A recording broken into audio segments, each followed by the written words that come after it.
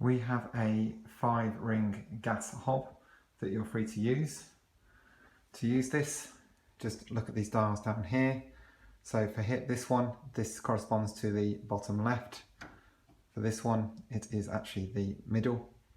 And then this one is the bottom right. And this is clearly indicated by the black dot corresponding to where it is. To use the hob, you just push down and turn. It will then ignite the gas. You can see that it's ignited and then it's flowing. This is the maximum setting, and then you can just turn this down and then it will be on a low level, and then just you can turn it back up. Make sure that when you finish that all the knobs are facing at the 12 o'clock position so that you don't leave them on and that no gas escapes. And that's how to use the gas hob.